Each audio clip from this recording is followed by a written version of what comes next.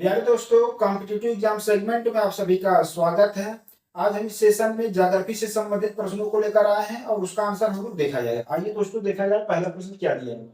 पहला प्रश्न है, निम्नलिखित में से सबसे प्राचीन पर्वत श्रृंखला कौन सी है।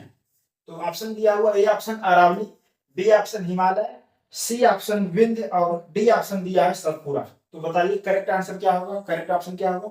तो सबसे प्राचीन पर्वत श्रृंखला के बारे में आपको बताना है, ठीक है। सबसे जो ओल्डेस्ट माउंटेन जो रेंजेज है उसके बारे में आपको बताना है। तो सही आंसर क्या हो जाएगा, सबसे प्राचीन पर्वत श्रृंखला कौन है। ए ऑप्शन करेक्ट हो जाएगा अरावली। अरावली का निर्माण कब होता है दोस्तों, तो आर्कियोजोइक महाकल्प में होता है। कब होता है, आर्कियोजोइक महाकल्प में होता है। उसे हम प्री कैम्ब्रियन एरा भी बोला जाता है, ठीक है।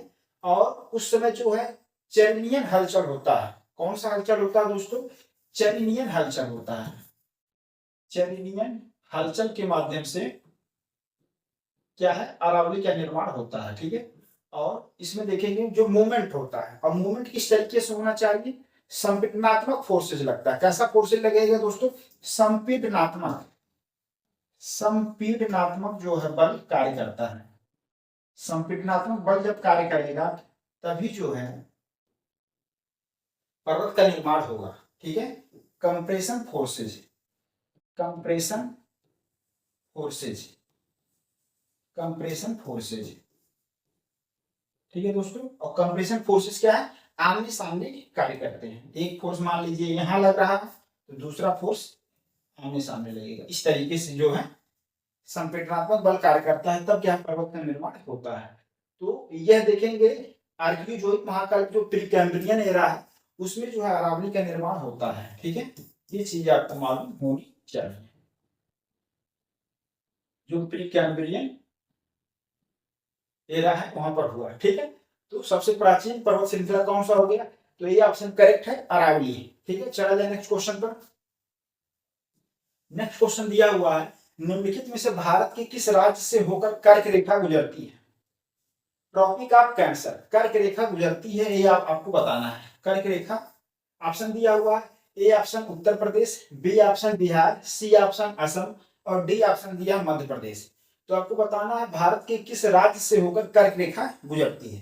तो सही आंसर हो जाएगा डी, मध्य प्रदेश। मध्य प्रदेश से होकर क्या है, कर्क रेखा गुजरती है। कर्क रेखा ट्रॉपिक ऑफ कैंसर क्या होता है, तो ये 23.5 डिग्री का जो उत्तरी अक्षांश वाला रेखा है उसी को हम क्या कहते हैं, कर्क रेखा बोला जाता है। 23.5 डिग्री उत्तरी अक्षांश, ठीक है। जो 23.5 डिग्री उत्तरी अक्षांश है उसी को क्या है बोला जाता है, कर्क रेखा बोला जाता है, ठीक है दोस्तों। ये चीजें है आपको साथ में ये भी पता होना चाहिए कि कर्क रेखा भारत के कितने राज्यों से होकर जाती है। तो बताइए, तो भारत की कितने राज्यों से होकर जाती है कर्क रेखा, तो 8 राज्यों से होकर जाती है। कुल कितने राज्यों से होकर जाती है, 8 राज्यों से होकर जाती है। तो 8 राज्यों से जो होकर कर्क रेखा जाती है। बताइए, नाम बताइए दोस्तों कौन सा होगा। तो देखिए, राजस्थान हो गया, गुजरात, मध्य प्रदेश, छत्तीसगढ़, पश्चिम बंगाल, झारखंड, त्रिपुरा और मिजोरम, ठीक है दोस्तों। याद हो गया कितने राज्यों से होकर जाती है, 8 राज्यों से होकर जाती है। राजस्थान, गुजरात, मध्य प्रदेश, छत्तीसगढ़, झारखंड, पश्चिम बंगाल, त्रिपुरा और मिजोरम, कुल 8 राज्यों से होकर के कर्क रेखा ट्रॉपिक ऑफ कैंसर जाती है, ठीक है। तो 23.5 डिग्री की जो उत्तरी अक्षांश रेखा होती है उसको क्या बोला जाता है, कर्क रेखा बोला जाता है, ठीक है। तो भारत में कितने राज्यों से होकर जाती है कर्क रेखा, तो 8 राज्यों से होकर जाती है। तो ये भी चीजें आप याद कर लीजिए, राजस्थान, गुजरात, मध्य प्रदेश, छत्तीसगढ़, झारखंड, पश्चिम बंगाल, त्रिपुरा और मिजोरम। नोट डाउन कर लीजिएगा दोस्तों। तो दूसरा क्वेश्चन हो गया, भारत के किस राज्य से होकर कर्क रेखा गुजरती है, ट्रॉपिक ऑफ कैंसर। तो डी ऑप्शन क्या हो गया, करेक्ट हो गया, मध्य प्रदेश। तो नेक्स्ट क्वेश्चन क्या दिया हुआ है, तीसरा क्वेश्चन, भारत का सुदूरस्थ दक्षिणी बिंदु सदर्न मोस्ट पॉइंट कहां पर स्थित है। तो ऑप्शन दिया है, A option Indira Col, B option Indira Point, C option है कन्याकुमारी और डी ऑप्शन है किबुथी। बताइए कौन सा ऑप्शन करेक्ट होगा। इंदिरा काल, इंदिरा पॉइंट, कन्याकुमारी और किबुथी। तो भारत का हमको क्या बताना है, दक्षिणी बिंदु, सुदूरस्थ दक्षिणी बिंदु, सदर्न मोस्ट पॉइंट आपको बताना है। ये चीज आपको ध्यान रखना है। ठीक, करेक्ट ऑप्शन क्या हो जाएगा? तो बी ऑप्शन क्या हो गया? करेक्ट हो गया, इंदिरा पॉइंट। बी ऑप्शन क्या हो गया दोस्तों? करेक्ट हो गया, इंदिरा पॉइंट। ठीक है, ये कहां पर स्थित है? तो अंडमान और निकोबार में स्थित है। अंडमान और निकोबार में भी कहां पर स्थित है? तो जो निकोबार वाला पार्ट है वहां पर क्या है? स्थित है। ठीक है, इंदिरा पॉइंट कहां है? अंडमान एवं निकोबार में। अंडमान एवं निकोबार, दोस्तों अंडमान एवं निकोबार में, और एग्जैक्ट बात किया जाए तो निकोबार में स्थित है। ठीक है, ये चीजें। कन्याकुमारी क्या है? अगर भारत की मुख्य भूमि की बात किया जाए, मुख्य भूमि का जो दक्षिणी बिंदु क्या है, तो वो क्या है? कन्याकुमारी है। कहां पर है? तमिलनाडु में है। ठीक है, ये चीज आपको मालूम होनी चाहिए। लेकिन कह रहा है सदर्न मोस्ट पॉइंट, तो क्या है? एकदम आपका अंडमान एवं निकोबार जो स्थित है इंदिरा पॉइंट। इंदिरा काल कहां पर है? इंदिरा काल जो है भारत का सबसे उत्तरी बिंदु है। सबसे उत्तरी बिंदु क्या है? इंदिरा काल है, सबसे उत्तरी बिंदु है। और ये कहां पर है? लद्दाख में है। तो इंदिरा काल जो है सबसे भारत का उत्तरी बिंदु है, और कहां पर है? लद्दाख में है। ठीक है, ये चीजें। कन्याकुमारी जो भारत के मेन भूमि का दक्षिणी बिंदु अगर बात करेंगे तो क्या है? कन्याकुमारी है। ये चीज हो गया। किबुथी क्या है? तो किबुथी आपका भारत का सबसे पूर्वी, भारत का सबसे पूर्वी पॉइंट है। क्या है? किबुथी। ये कहां पर है? अरुणाचल प्रदेश में। ये कहां दोस्तों? किबुथी कहां पर है? अरुणाचल प्रदेश में है। नेक्स्ट क्वेश्चन क्या दे रहा है यहाँ पर? निम्नलिखित में से किस भारतीय राज्य की सीमाएं भूटान राष्ट्र के साथ नहीं मिलती? तो निम्नलिखित में से किस भारतीय राज्य की जो सीमाएं हैं वह भूटान राष्ट्र के साथ नहीं मिलती है? ये चीज आपको बताना है। भूटान राष्ट्र के साथ नहीं मिलती है, ये चीज आपको बताना। ऑप्शन दिया हुआ, A option Sikkim, B option Assam है, सी ऑप्शन मेघालय है, और डी ऑप्शन क्या है? पश्चिम बंगाल है। तो बताइए दोस्तों, निम्नलिखित में से किस भारतीय राज्य की जो सीमाएं है वह भूटान राष्ट्र के साथ नहीं मिलती? अगर आपको मैप का ध्यान होगा, देखिए जो पिछला क्वेश्चन था वहां पर भी आपको मैपिंग के लिए एक बार मैपिंग कर लेंगे आप, तो आपको आसानी से क्या है? क्वेश्चन कर लेंगे। ठीक है, ये चीजें है। अगर यहाँ से बात किया जाए, ये जो है ये भी आपका मैपिंग का ही क्वेश्चन है, तो ये चीज आप वहां से कर सकते हैं। ठीक है दोस्तों, देखिए किस भारतीय राज्य की सीमा भूटान राष्ट्र के साथ नहीं लगती है, ये आपको बताना है। ऑप्शन दिया हो, ए ऑप्शन सिक्किम है, B option Assam, C option Meghalaya है, और डी ऑप्शन क्या है? पश्चिम बंगाल है। बताइए दोस्तों, करेक्ट आंसर क्या हो जाएगा? तो भूटान राष्ट्र के साथ नहीं लगती है, तो सही ऑप्शन क्या हो जाएगा? मेघालय। मेघालय की जो सीमा है वह भूटान से नहीं लगती है। भूटान से किसकी सीमा लग रही है? सिक्किम की भी लगती है, असम का भी लगता है, और क्या है? पश्चिम बंगाल का भी लगता है। ठीक है दोस्तों, तो करेक्ट हो गया आपका आंसर। सी ऑप्शन क्या हो गया यहाँ पर? मेघालय हो गया, कि जो भारतीय राज्य की सीमा भूटान राष्ट्र के साथ नहीं मिलती है। तो सही ऑप्शन क्या हो गया? सी, मेघालय हो गया। ठीक है, चलिए नेक्स्ट क्वेश्चन क्या दिया हुआ है? किसके द्वारा भारत श्रीलंका से क्या है? अलग होता है, मतलब बाउंड्री बताना आपको। ए ऑप्शन दिया है बेरिंग जलडब्रू मध्य, बी ऑप्शन स्वेज नहर, सी ऑप्शन है पाक जलडब्रू मध्य दिया है, डी ऑप्शन है खंबात की खाड़ी। तो करेक्ट आंसर बताइए। तो सही आंसर हो जाएगा ऑप्शन सी, पाक जलडब्रू मध्य। ऑप्शन क्या हो जाएगा? सी, पाक जलडब्रू मध्य। तो जलडब्रू मध्य क्या होता है दोस्तों? तो जो जलडब्रू मध्य होता है वह दो, एक जलडब्रू मध्य क्या है? एक जल का सकरा पट्टी होता है जो दो बड़े विशाल जल निकाय को क्या आपस में जोड़ता है। जैसे बंगाल की खाड़ी और मन्नार की खाड़ी को क्या है कि जली निकाय को जोड़ने का काम पांच जलडब्रू मध्य किया करता है। ठीक है, ऐसे भी आप कह सकते हैं कि जो जलडब्रू मध्य होता है वे दो बड़े विशाल स्थलखंडों को क्या है? अलग करता है। जैसे देखेंगे भारत के जो मेन स्थल भूमि है और श्रीलंका की जो स्थलीय भूमि है उनको किसके द्वारा अलग किया जाता है? पांच जलडब्रू मध्य के द्वारा अलग किया जाता है। ठीक है, ये चीजें तो जलडब्रू मध्य का दो सेंस निकलता है। यह जलडब्रू मध्य के द्वारा दो बड़े विशाल जलीय निकायों को आपस में जोड़ता है, या दो बड़े जो स्थल खंडों को क्या है? आपस में एक दूसरे से क्या है? अलग करता है। ठीक है, तो ये पांच जलडब्रू मध्य हो गए। अब बताइए दोस्तों, बेरिंग जलडब्रू मध्य कहां पर स्थित है? तो बेरिंग जलडब्रू मध्य क्या है? तो यह है आर्कटिक महासागर और प्रशांत महासागर को क्या है? जोड़ता है। तो जो बेरिंग जलडब्रू मध्य एक जल का सकरा पट्टी होता है जो आर्कटिक महासागर और प्रशांत महासागर को क्या आपस में जोड़ता है। ठीक है, और अब अगर स्थल खंड की बात करें तो यह एशिया और उत्तरी अमेरिका के क्या है अलग करता है, अर्थात रूस और अलास्का के बीच क्या है को आपस में अलग करता है। ये चीजें क्लियर हो जाए। स्वेज नहर क्या है दोस्तों, तो स्वेज नहर जो है भूमध्य सागर को लाल सागर से क्या है जोड़ता है। स्वेज नहर किसको जोड़ता है, भूमध्य सागर को लाल सागर से क्या है जोड़ता है।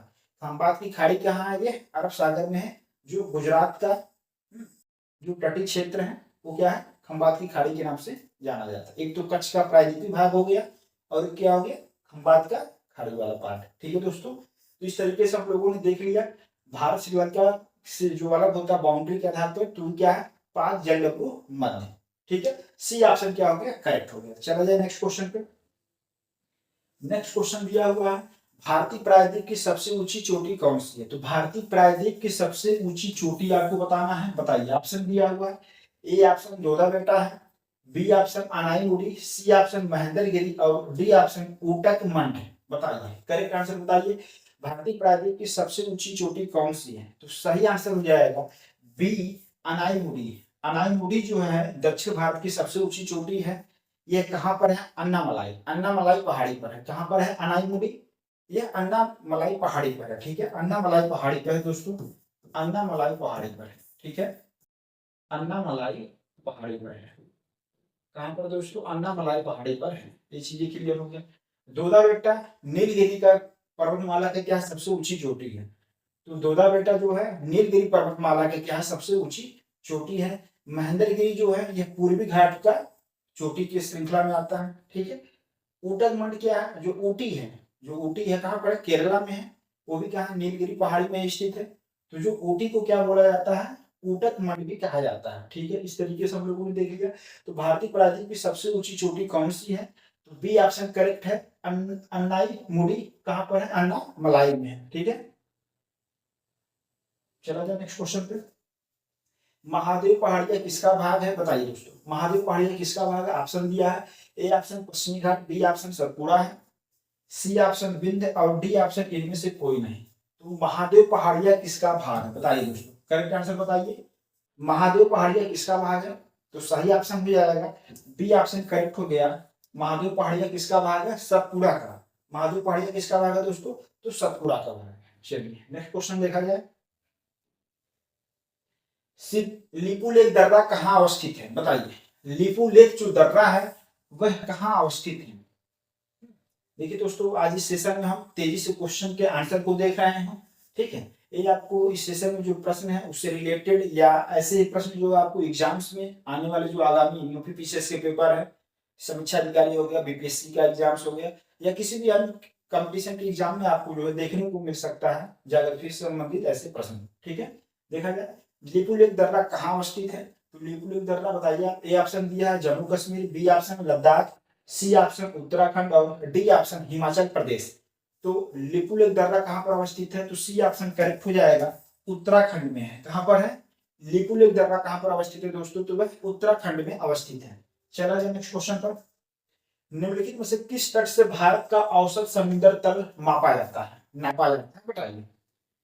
बताइए दोस्तों, औसत समुद्र तल जो सी लेवल है मेजर किया जाता है, बताइए। ए ऑप्शन दिया है मुंबई, बी ऑप्शन है चेन्नई, सी ऑप्शन है कोचीन और डी ऑप्शन है विशाखापट्टनम। बताइए, तो भारत का औसत समुद्र तल नापा जाता है किस समुद्र के तल से, कहाँ की, मतलब ये बताइए आप बताइए दोस्तों। तो सही ऑप्शन हो गया चेन्नई। जो चेन्नई का जो सी लेवल है वहां पर जो समुद्री तट का लेवल है, वहां से ही क्या है भारत की जो औसत समुद्र तल जो एवरेज सी लेवल है उसको क्या है नापा जाता है। तो क्या हो जाएगा चेन्नई के तट से। ठीक है, ये चीज क्लियर हो गया। चला जाए नेक्स्ट क्वेश्चन। अरावली व विंध्य श्रृंखलाओं के मध्य कौन सा पठार स्थित है, बताइए। जो अरावली पर्वतमाला है और जो विंध्य पर्वत श्रृंखलाओं के मध्य कौन सा पठार अवस्थित है। ऑप्शन दिया हुआ है, ए ऑप्शन है छोटा नागपुर का पठार, बी ऑप्शन है मालवा का पठार, सी ऑप्शन है दक्कन का पठार और डी ऑप्शन है उपयुक्त में से कोई नहीं। बताइए दोस्तों, अरावली व विंध्य श्रृंखलाओं के मध्य कौन सा पठार अवस्थित है, तो सही आंसर हो जाएगा बी ऑप्शन करेक्ट है मालवा का पठार। कौन सा पठार है दोस्तों, मालवा का पठार करेक्ट आंसर हो गया। ठीक है, अरावली एवं विंध्य श्रृंखलाओं के मध्य कौन सा पठार अवस्थित है, तो सही ऑप्शन बी हो गया मालवा का पठार। चला जाए नेक्स्ट क्वेश्चन पे। देखिए भारत के किस राज्य का समुद्री तट सबसे अधिक लंबा, बताइए। भारत के किस राज्य का समुद्री तट क्या है, सबसे अधिक लंबा है? ऑप्शन दिया हुआ है। ए ऑप्शन आंध्र प्रदेश है, B option Gujarat, C option Tamil Nadu है और डी ऑप्शन महाराष्ट्र। बताइए दोस्तों कौन सा ऑप्शन करेक्ट होगा। भारत के किस राज्य का समुद्री तट जो है सबसे अधिक लंबा है? तो अगर भारत के मैप में जो राज्य को अगर आप ध्यान दिए होंगे तो ये आसानी से क्वेश्चन कर सकते हैं, ठीक है। मैपिंग से रिलेटेड क्वेश्चन है। तो भारत के किस राज्य का समुद्री तट क्या सबसे अधिक लंबा है? तो सही ऑप्शन क्या हो जाएगा दोस्तों, बी ऑप्शन करेक्ट हो जाएगा, गुजरात। ठीक है, अगर गुजरात के लोकेशन को आप ध्यान रख रहे होंगे माइंड में तो जो है आसानी से आप क्वेश्चन कर सकते थे। तो भारत के किस राज्य का समुद्री तट क्या सबसे अधिक लंबा है? तो बी ऑप्शन करेक्ट हो गया, गुजरात। ठीक है दोस्तों, चला जाए नेक्स्ट क्वेश्चन पे। नेक्स्ट क्वेश्चन दिया हुआ श्री हरिकोटा द्वीप अवस्थित है, बताइए। श्री हरिकोटा द्वीप अवस्थित है, बहुत चर्चा में रहता है, ठीक है, बताइए। ऑप्शन दिया हुआ, ए ऑप्शन महानदी के मुहाने के समीप है, बी ऑप्शन है चिल्का झील के समीप है, डी ऑप्शन है पुलिकट झील के समीप है और सी ऑप्शन है पुलिकट झील के समीप और डी ऑप्शन है गोदावरी नदी के मुहाने के समीप। बताइए तो श्री हरिकोटा द्वीप कहाँ पर अवस्थित है? तो सही ऑप्शन हो गया, सी ऑप्शन करेक्ट हो गया, पुलिकट झील के समीप। ठीक है, श्री हरिकोटा द्वीप कहाँ किस लिए ज्यादा फेमस है बताइए। वहां पर जो सतीश धवन अंतरिक्ष केंद्र है उसलिए फेमस है। क्या है दोस्तों? सतीश धवन जो अंतरिक्ष केंद्र है, सतीश धवन जो अंतरिक्ष केंद्र है, सतीश धवन अंतरिक्ष केंद्र, ठीक है, इसरो के द्वारा जो है अंतरिक्ष केंद्र, इसरो के द्वारा यहाँ से क्या है विभिन्न प्रकार की जो है रॉकेट जो हमारे जो अंतरिक्ष प्रोग्राम है यहाँ से जो है लॉन्च किए जाते हैं। ठीक है, ये चीज आपको मालूम होनी चाहिए। तो श्री हरिकोटा द्वीप अवस्थित है पुलिकट झील के समीप। यहाँ पर क्या फेमस है? सतीश धवन अंतरिक्ष केंद्र है, इस वजह से। और कहाँ किस द्वीप पर है? श्री हरिकोटा द्वीप पर है। और ये कहाँ पर अवस्थित है? पुलिकट झील के क्या है समीप। ठीक है दोस्तों, चला जाए नेक्स्ट क्वेश्चन पे। नेक्स्ट क्वेश्चन दिया है भारत के किस राज्य को सिलिकॉन स्टेट के नाम से जाना जाता है? सिलिकॉन राज्य के नाम से जाना जाता है, ठीक है, बताइए। ऑप्शन दिया हुआ, ए ऑप्शन क्या है आंध्र प्रदेश, बी ऑप्शन है केरल, सी ऑप्शन है कर्नाटक और डी ऑप्शन है गोवा। तो सही ऑप्शन क्या हो जाएगा दोस्तों बताइए।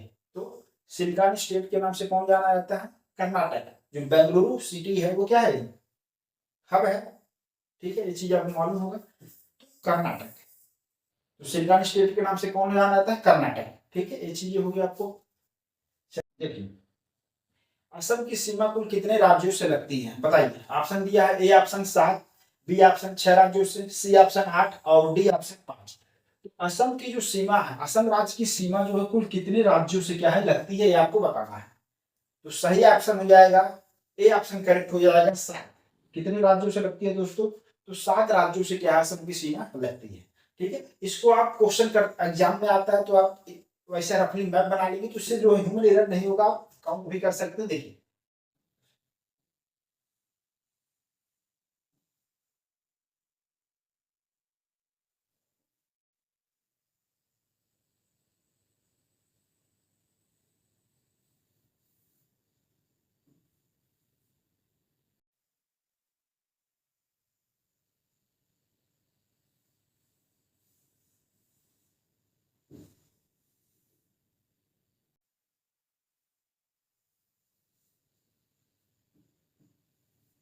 अगर बात किया जाए दोस्तों, देखिए असम क्या है, असम जो है यही सब वाला क्षेत्र क्या है असम का है? तो अब देखेंगे असम जो है 7 राज्यों से क्या है दोस्तों घिरा हुआ है, साथ ही क्या 2 इंटरनेशनल बाउंड्री, मतलब 2 देशों से भी क्या सीमा बनता है। एक देखेंगे दोस्तों यहाँ पर भूटान, यहाँ पर क्या है दोस्तों ऊपर एक भूटान हो गया आपका,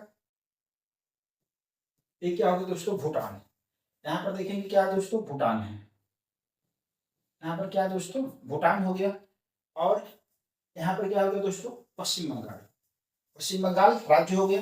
यहाँ पर क्या हो गया दोस्तों बांग्लादेश, यहाँ पर क्या है दोस्तों बांग्लादेश। यहाँ पर अगर बात किया जाए तो बांग्लादेश हो गया। ठीक है दोस्तों, तो 2 इंटरनेशनल बाउंड्री हो गया। यहाँ पर क्या हो गया बांग्लादेश से भी सीमा लगा रहा है। एक क्या हो गया दोस्तों त्रिपुरा हो गया, एक क्या हो दोस्तों मिजोरम हो गया, ऊपर वाला क्या हो गया दोस्तों अरुणाचल प्रदेश हो गया। और यहाँ पर क्या है दोस्तों नागालैंड मणिपुर हो गया, नागालैंड मणिपुर हो गया। इधर से दोस्तों क्या है वेस्ट बंगाल हो गया। और ये चीजें आप यहाँ पर देखेंगे तो वेस्ट बंगाल दोस्तों यहाँ तक आ गया। आप मैप अगर देखेंगे अच्छे से तो वेस्ट बंगाल हो गया पश्चिम बंगाल से, उसके बाद क्या है दोस्तों अरुणाचल प्रदेश से हो गया, और फिर यहाँ पर क्या है दोस्तों मेघालय है, यहाँ पर क्या है दोस्तों मेघालय हो गया। तो पश्चिम बंगाल, मेघालय हो गया, त्रिपुरा, मिजोरम हो गया, अरुणाचल प्रदेश हो गया, नागालैंड और मणिपुर। ठीक है, नागालैंड और क्या हो गया मणिपुर। कितने राज्य हो गए दोस्तों 7 राज्य। काउंट कर लीजिए 1 2 3 4 5 6 और 7। कितने राज्य हो गए 7 राज्यों से। और अगर अंतरराष्ट्रीय बाउंड्री की बात की जाए तो कितने, एक भूटान हो गया और क्या हो गया बांग्लादेश हो गया। तो इस तरीके से मैप से रिलेटेड क्वेश्चन आ रहा है तो काउंट कर लेंगे एक बार, प्रॉपर्ली ऐसे मैप बना लेंगे आप, तो एक जो है मोटा मोटा जो है आइडिया ले लेंगे, तो उससे जो ऑप्शन जो है मतलब कंफ्यूजन में नहीं रहेगा। देखिए काफी नियरेस्ट ऑप्शन दिया हुआ, एक भी अगर काउंटिंग में या कंफ्यूजन में कम कर देंगे तो यह ऑप्शन गलत हो जाएगा। ठीक है, इसलिए असम की सीमा कुल कितने राज्यों से लगती है दोस्तों, तो यहाँ पर क्या है वेस्ट बंगाल हो गया, यहाँ पर यहाँ तक आता है पश्चिम बंगाल का, फिर क्या है दोस्तों ये मेघालय हो गया, त्रिपुरा, मिजोरम, मणिपुर, नागालैंड, अरुणाचल प्रदेश। तो कुल कितने राज्य हो गए 7 राज्य हो गए, 1 2 3 4 5 6 7 राज्य हो गए। और 2 क्या है अंतरराष्ट्रीय बाउंड्री भी यहाँ पर प्रश्न नहीं दिया हुआ है लेकिन आपको मालूम होना चाहिए, एक भूटान और क्या है दोस्तों बांग्लादेश। तो 2 अंतरराष्ट्रीय बाउंड्री असम के द्वारा मतलब शेयर किया जाता है। ठीक है, ये चीज आपको मालूम होनी चाहिए। तो क्वेश्चन दिया हुआ था 14 नंबर का, असम की सीमा कुल कितने राज्यों से लगती है, तो सही ऑप्शन क्या हो जाएगा दोस्तों, ए ऑप्शन करेक्ट हो जाएगा। 7 राज्यों से क्या है असम की सीमा लगती है। ठीक है, असम की सीमा कुल कितने राज्यों से लगती है, 7 राज्यों से लगती है। ठीक है, यहाँ पर लिख भी देते हैं आपको, पश्चिम बंगाल, क्या है दोस्तों पश्चिम बंगाल हो गया, उसके बाद क्या हो गया दोस्तों मेघालय हो गया, मेघालय के बाद क्या है दोस्तों त्रिपुरा हो गया, मिजोरम हो गया, त्रिपुरा, मिजोरम, और क्या है दोस्तों मणिपुर, नागालैंड, मणिपुर, नागालैंड, दोस्तों, और सबसे ऊपर क्या है दोस्तों अरुणाचल प्रदेश है। इधर लिख लीजिए अरुणाचल प्रदेश, अरुणाचल प्रदेश। ठीक है दोस्तों, क्लियर हो गया आपको। तो असम की सीमा कुल कितने राज्यों से लगती है, कितने राज्यों से लगती है दोस्तों 7 राज्यों से लगती है। चला जाए नेक्स्ट क्वेश्चन पे। नेक्स्ट क्वेश्चन क्या दिया हुआ है, निम्नलिखित जनजातियों में से कौन सी केरल में पाई जाती है, बताइए। ऑप्शन दिया हुआ है, A option Chenchu, B option Lepcha, C option है डाफर और डी ऑप्शन है डफला। तो कौन सी जनजाति जो है केरल में पाई जाती है ये चीज आपको बताना है, बताइए। ए ऑप्शन चंचू है, लेप्चा दिया है, डाफर और डफला, बताइए। तो केरल में कौन सी जनजाति पाई जाती है, तो सही ऑप्शन हो जाएगा ए ऑप्शन करेक्ट हो जाएगा चंचू। चंचू कहाँ पाई जाती है आपको केरल में पाई जाती है, ये चीज आपको मालूम होनी चाहिए। बताइए दोस्तों लेप्चा कहाँ पाई जाती है, तो लेप्चा दोस्तों सिक्किम में पाई जाती है। लेप्चा कहाँ पाई जाती है दोस्तों सिक्किम में पाई जाती है। ठीक है, डाफर जनजाति कहाँ पाई जाती है, तो डाफर जनजाति गुजरात में पाई जाती है। और डफला जनजाति कहाँ पाई जाती है दोस्तों, तो डफला जनजाति अरुणाचल प्रदेश में पाई जाती है। ठीक है, तो लेप्चा कहाँ पाई जाती है दोस्तों सिक्किम में पाई जाती है। लेप्चा जनजाति कहाँ दोस्तों सिक्किम में है। और डाफर कहाँ दोस्तों गुजरात में है। डाफर जनजाति कहाँ है गुजरात में पाई जाती है। और डफला जनजाति कहाँ पर है दोस्तों, तो डफला आपको कहाँ मिलता है अरुणाचल प्रदेश में। डफला कहाँ दोस्तों अरुणाचल प्रदेश में, डफला कहाँ है दोस्तों, तो हो गया अरुणाचल प्रदेश में। ठीक है, तो निम्नलिखित जनजातियों में से कौन सी केरल में पाई जाती है, तो सही ऑप्शन हो गया ए ऑप्शन करेक्ट है चेंचू। ठीक है, और चेंचू देखेंगे दोस्तों तो अधिकांश जनजाति मतलब संख्या में चेंचू कहाँ पाई जाती है आंध्र प्रदेश में पाई जाती है। ठीक है, ये चीज है। तो चेंचू जो है सबसे अधिक जनसंख्या में कहाँ पाई जाती है आंध्र प्रदेश में पाई जाती है और केरल में मिलता है। ठीक है, तो केरल में क्या पाई जाती है चेंचू जनजाति पाई जाती है, ये चीज आपको ध्यान में रखना है। लेप्चा जनजाति सिक्किम में पाई जाती है, डाफर जनजाति गुजरात में पाई जाती है और डफला जनजाति जो अरुणाचल प्रदेश में पाई जाती है। ठीक है, ये चीज आपको मालूम होनी चाहिए। नेक्स्ट क्वेश्चन क्या दिया हुआ, निम्न में से कौन सी नदी का स्रोत हिमनदों में नहीं है, मतलब हिमनद नहीं है। स्रोत नदी का जो उद्गम स्थल है वह हिमनद नहीं है, ग्लेशियर नहीं है। ऑप्शन ए बताना है आपको। ए ऑप्शन है यमुना, बी ऑप्शन है अलकनंदा, सी ऑप्शन है मंदाकिनी नदी और डी ऑप्शन है कोसी नदी। तो बताइए कौन सा नदी ऐसा है जिसका उद्गम स्थल स्रोत क्या है, हेमनद नहीं है। तो बताइए तो सही ऑप्शन क्या हो जाएगा, तो सही ऑप्शन हो गया डी कोसी नदी। कोसी नदी का जो उद्गम स्थल वह ग्लेशियर नहीं है, ठीक है। ये कहां से निकलती है कोसी नदी, तो यह है नेपाल के पूर्वी भाग से एक स्थान है गोसाई थान, ठीक है, वहां से क्या है कोसी नदी निकलती है, गोसाई थान। तो पूर्वी नेपाल का एक स्थान है वहां पर, पूर्वी नेपाल में गोसाई थान दोस्तों, गोसाई थान, ठीक है। गोसाई थान स्थान से क्या है कोसी नदी का उद्गम है, ये चीज मालूम है। अब ये यमुना नदी, तो यमुना नदी जो है यमुनोत्री जो ग्लेशियर है वहां से निकलती है, बंदरपुछ स्थान है, बंदरपुछ, ठीक है, यमुनोत्री, यमुनोत्री, यमुनोत्री जो यमुनोत्री हिमनद है,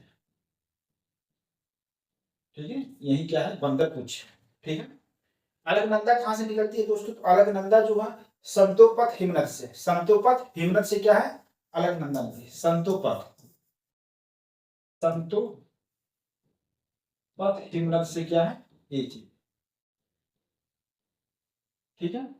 और मंदाकिनी नदी दोस्तों, तो मंदाकिनी नदी जो है चोराबाड़ी हिमनद से निकलती है, कहां से, चोराबाड़ी हिमनद से, चौराबाड़ी हिमनद से, चौराबाड़ी हिमनद से, ठीक है दोस्तों, चौराबाड़ी हिमनद से।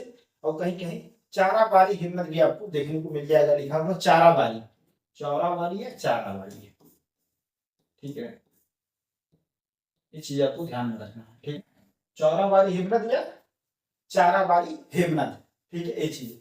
तो यमुनोत्री ग्लेशियर से यमुना नदी, अलकनंदा संतोपथ ग्लेशियर हो गया और मंदाकिनी नदी चाराबाड़ी जो ग्लेशियर हो गया, ये चीजें हैं।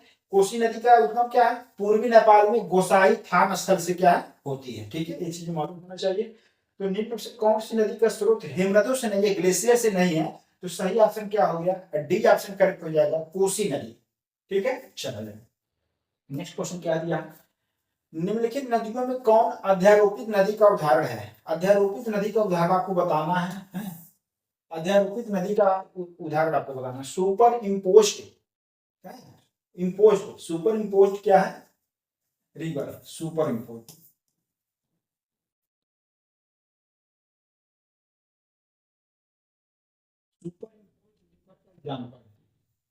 सुपर इम्पोज्ड, ठीक है, अध्यारोपित नदी का उदाहरण है, बताइए। ए ऑप्शन दिया माही नदी, बी ऑप्शन अलकनंदा नदी, सी ऑप्शन कोसी नदी और डी ऑप्शन क्या है चंबल नदी, ठीक है। अब देखिए दोस्तों आपको तो पहले अध्यारोपित नदी क्या है तो मतलब समझना होना चाहिए। तो अध्यारोपित नदियां जो होती हैं अपने ऊपर की जो संरचना में जो निर्मित घाटियां होती हैं उसको क्या है निचली संरचना में भी क्या है आरोपण कर देती हैं।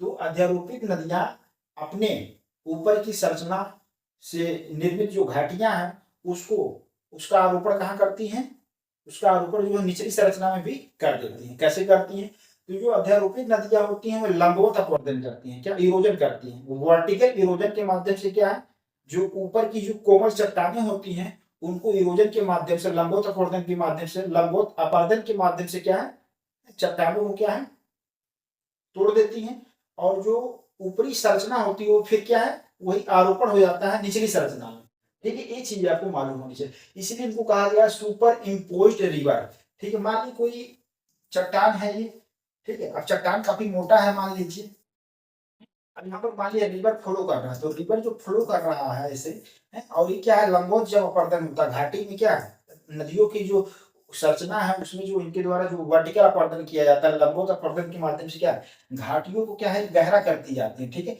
और चट्टानी क्या होती हैं वे अपर्दित होती जाती हैं और जल के धारा के साथ क्या बहती इधर उधर बहती जाती हैं, ठीक है। तो इस तरीके से जो ऊपरी संरचना है घाटी का वो क्या है निचली संरचना में है चट्टानों के निचले भाग में भी क्या है वही आरोपण हो जाता है स्थानांतरित हो जाता है, ठीक है। ये चीजें आपको ऐसे आपको मालूम होना चाहिए। अब नदियां क्या है पहले यहाँ फ्लो कर रही थी अब क्या नदियां यहाँ पर फ्लो कर रही है, ठीक है। ये चीज आपको मालूम होनी चाहिए, ठीक है। तो उसी को क्या कहा जाता है सुपर इम्पोज्ड जो है रिवर कहा जाता है, ठीक है। तो नदियों के द्वारा लंबवत अपवर्तन के माध्यम से क्या है जो ऊपरी संरचना से निर्मित जो घाटियां होती हैं उसका आरोपण जो है निचली संरचना में क्या है कर दिया जाता है। ठीक है, तो कोई चट्टान है उसकी जो ऊपर की जो कोमल वाले हिस्से हैं या कठोर वाले हिस्से क्या है उसको निरंतर क्या है अपने वेग से अपनी धारा के वेग से क्या उसको अपराजित कर देती है, जिससे जो ऊपरी संरचना होती है उसका आरोपण क्या है निचली संरचना में हो जाता है। ठीक है, ये चीज मालूम होनी चाहिए आपको। तो निम्नलिखित नदियों में कौन अध्यारोपित नदी का उदाहरण है? तो सही ऑप्शन क्या हो जाएगा? डी ऑप्शन करेक्ट हो जाएगा यहाँ पर, चंबल नदियां। ठीक है, चंबल नदी की क्या है विशेषता है। ठीक है, ये चीज आपको मालूम होनी चाहिए। तो निम्नलिखित नदियों में कौन अध्यारोपित नदी का उदाहरण है? तो सही ऑप्शन क्या हो जाएगा दोस्तों? डी ऑप्शन हो जाएगा करेक्ट, चंबल नदी। ठीक है, नेक्स्ट क्वेश्चन क्या दिया हुआ? उज्जैन स्थित है, बताइए उज्जैन कहाँ पर स्थित है, किस नदी के तट पर स्थित है? यहाँ पर क्वेश्चन ही दिया हुआ है। ए ऑप्शन है चंबल नदी के तट पर, बी ऑप्शन है क्षिप्रा नदी के तट पर, सी ऑप्शन है नर्मदा नदी के तट पर और डी ऑप्शन है गोदावरी नदी के तट पर। तो जो उज्जैन है वो कहाँ स्थित है? तो मालूम होगा सबको दोस्तों, मध्य प्रदेश में है उज्जैन। तो आपको यहाँ पर बताना है, क्वेश्चन दिया किस नदी पर स्थित है, ये चीजें। तो सही ऑप्शन क्या हो जाएगा दोस्तों? बी ऑप्शन करेक्ट हो गया, क्षिप्रा नदी के तट पर है। तो उज्जैन कहाँ पर स्थित है? तो उज्जैन जो है क्षिप्रा नदी के तट पर स्थित है। ठीक है, उज्जैन कहाँ? मध्य प्रदेश में। ठीक है, ये चीजें क्लियर हो गया। तो किस नदी के तट पर है? उज्जैन क्षिप्रा नदी की क्या है तट पर है, ये चीजें मालूम होनी चाहिए आपको। चलिए नेक्स्ट क्वेश्चन क्या दिया? किस नदी पर शिव समुद्रम जो है जलप्रपात अवस्थित है, बताइए। तो जो वाटरफॉल आपको शिव समुद्रम जो वाटरफॉल है जलप्रपात वो कहाँ अवस्थित है बताना है। किस नदी पर है आपको बताना है। यहाँ पर राज्य भी आप बता दीजिएगा बाद में। ऑप्शन दिया है कावेरी नदी, बी ऑप्शन है महानदी, सी ऑप्शन है कृष्णा नदी और क्या है गोदावरी नदी। तो किस नदी पर स्थित है शिव समुद्रम जलप्रपात, ये आप बताइए। तो सही ऑप्शन क्या हो जाएगा दोस्तों? सही ऑप्शन हो गया ए ऑप्शन करेक्ट है, कावेरी नदी। तो कावेरी नदी पर क्या है स्थित है शिव समुद्रम जलप्रपात। और शिव समुद्रम जलप्रपात कहाँ है, किस राज्य में दोस्तों? तो कर्नाटक में है। कहाँ पर है दोस्तों? ये कर्नाटक में है। कहाँ पर है? कर्नाटक में है, ये चीजें मालूम होनी चाहिए। तो शिव समुद्रम जलप्रपात किस नदी पर है? तो यह कावेरी नदी पर है। अब क्वेश्चन देखिए, निम्न में से कौन सी नदी यमुना नदी से नहीं मिलती है? अब कौन सी नदी है दोस्तों वह यमुना नदी से नहीं मिलती? ठीक है, इसका मतलब वह उसकी सहायक नदी नहीं है, उसकी ट्रिब्यूटरी नहीं है। ठीक है, कौन सी नदी यमुना नदी से नहीं मिलती है, मतलब यमुना नदी की सहायक नदी नहीं है, ये आपको बताना है। ऑप्शन दिया है, ए ऑप्शन है केन नदी, बी ऑप्शन है सोन नदी, सी ऑप्शन है बेतवा और डी ऑप्शन है चंबल नदी। तो कौन सी नदी जो है यमुना की सहायक नदी नहीं है, यमुना की ट्रिब्यूटरी नहीं है। ठीक है, यमुना की क्या है ट्रिब्यूटरी नहीं है। तो बताइए दोस्तों, तो कौन सी नदी क्या है यमुना की सहायक नदी नहीं है? तो कौन सा करेक्ट ऑप्शन हो जाएगा? तो बी ऑप्शन क्या हो जाएगा? करेक्ट हो जाएगा सोन नदी। सोन क्या है यमुना नदी से नहीं मिलती है। सोन नदी किससे मिलती है? तो सोन नदी क्या है गंगा नदी से मिलती है, गंगा से मिलती है। ठीक है, सोन किसकी सहायक नदी हो गई दोस्तों? तो सोन जो है गंगा की सहायक नदी है। सोन गंगा की सहायक नदी है। सोन गंगा की सहायक नदी है। तो सोन क्या होगा दोस्तों? सोन नदी किसकी सहायक नदी? सोन जो है गंगा की सहायक नदी है। ठीक है, ये चीजें आपको मालूम होनी चाहिए। ठीक है, तो सोन नदी कहाँ पर जाके मिलती है? तो सोन नदी जो है गंगा में मिलती है। ठीक है, कहाँ मिलेगी ये चीजें क्लियर हो गया आप। ठीक है, और कहाँ पर मिलन होता है? तो ये है आपका बिहार में जो है सोन नदी जाकर क्या है गंगा में मिल जाती है, ये चीज आपको मालूम होनी चाहिए। तो निम्न में से कौन सी नदी यमुना नदी से नहीं मिलती है? तो सही ऑप्शन क्या हो जाएगा? बी ऑप्शन करेक्ट है, सोन नदी। नेक्स्ट क्वेश्चन देखिए दोस्तों, निम्नलिखित राज्यों में से किसका क्षेत्रफल सबसे कम है? तो निम्नलिखित राज्यों में से किसका क्षेत्रफल आपको सबसे कम है बताना है। ऑप्शन दिया है, A option Gujarat, B option Tamil Nadu, C option Karnataka है और डी ऑप्शन क्या है आंध्र प्रदेश। तो बताइए दोस्तों सही ऑप्शन। तो निम्नलिखित राज्यों में से किसका क्षेत्रफल सबसे कम है तो बताइए। तो सही ऑप्शन क्या हो जाएगा? बी ऑप्शन करेक्ट हो जाएगा, तमिलनाडु। ठीक है, बी ऑप्शन क्या हो जाएगा? तमिलनाडु। देखिए दोस्तों, इस क्वेश्चन को इसलिए लिए क्योंकि कुछ क्वेश्चन ऐसे आ जाते हैं फैक्ट में जो आपको गेस से या ऐसे लगाना पड़ जाता है। ठीक है, अब देखेंगे यहाँ पर अगर आप मैप थोड़ा सा देखे होंगे तो ये मैप में जो होता है एरिया है उसके से भी आप एक अनुमान लगा सकते हैं। ठीक है, अब देखिए यहाँ पर गुजरात जो है क्या एरिया क्या है, सबसे बड़ा है। अगर मैप में आप दिमाग लगा रहे होंगे, ध्यान लगा रहे होंगे, तो क्या है गुजरात क्या है एरिया में देखा जाए, उसको फिगर अगर स्ट्रक्चर दिख रहा होगा तो सबसे बड़ा है। ठीक है, ये चीज है। उसके बाद उससे बड़ा कौन है, कर्नाटक। गुजरात सबसे बड़ा हो गया, फिर उसमें कर्नाटक आया, फिर उसके बाद आंध्र प्रदेश है। तो सबसे कम क्षेत्रफल किसका है, तमिलनाडु का। ठीक है, कितना है, तो तमिलनाडु का जो क्षेत्रफल जो है 1,30,000 स्क्वायर किलोमीटर के आसपास है, ये चीजें हैं। और 1,30,000 स्क्वायर किलोमीटर के आसपास है। गुजरात का 1,96,000 स्क्वायर किलोमीटर के आसपास है। कर्नाटक का 1,91,000 स्क्वायर किलोमीटर के आसपास है। और आंध्र प्रदेश का 1,62,000 स्क्वायर किलोमीटर के आसपास है। तो ये कि आप मैपिंग किए रहेंगे, स्टेट के लोकेशन को देखे रहेंगे, तभी आप जो है एक आसानी से इस क्वेश्चन को ऐसे कर सकते हैं। ठीक है, तो आपको यहाँ पर क्या है, निम्नलिखित राज्यों में से किसका क्षेत्रफल सबसे कम है, तो सही ऑप्शन क्या हो जाएगा, बी, तमिलनाडु। ठीक है, इसका कितना है, 1,30,000 स्क्वायर किलोमीटर है, 1,30,000। ठीक है, स्क्वायर किलोमीटर है, ये चीज मालूम होनी चाहिए। आंध्र प्रदेश का कितना, 1,62,000 है, 1,62,000 है, 1,62,000 स्क्वायर किलोमीटर। ठीक है, और दोस्तों पेपर में आया हुआ क्वेश्चन है पीवाईक्यू वही, इसलिए इसको ले लिए थे। ठीक है, तो ऐसे भी प्रश्न आ जाते हैं एग्जाम में। ठीक है, कर्नाटक है कितना दोस्तों, 1,91,000 स्क्वायर किलोमीटर, 91,000 स्क्वायर किलोमीटर। ठीक है दोस्तों, और गुजरात का कितना, 1,96,000 स्क्वायर किलोमीटर, 1,96,000, 1,96,000 स्क्वायर। ठीक है दोस्तों, ये चीज क्लियर हो गया। तो निम्नलिखित राज्यों में से किसका क्षेत्रफल सबसे कम है, तो सबसे कम किसका है, तमिलनाडु का है। ठीक है, ये नियर अबाउट लिखे हैं। ठीक है, ये चीज आपको मालूम होनी चाहिए। तो इस तरीके से दोस्तों हम लोग इस सेशन में ज्योग्राफी से संबंधित 21 प्रश्नों को देखा, और जो क्वेश्चन बातें भी थे उसको हम लोगों ने मतलब उसमें बताने की कोशिश किया। और ये इसको बहुत तेजी से हम लोगों ने रिवाइज किया है, तो इसको आप रिवाइज कर लेंगे वीडियो को, आपको काफी लाभ मिल सकता है। ठीक है दोस्तों, फिर मिलते हैं नई वीडियो में। वीडियो देखने के लिए आपको बहुत बहुत धन्यवाद।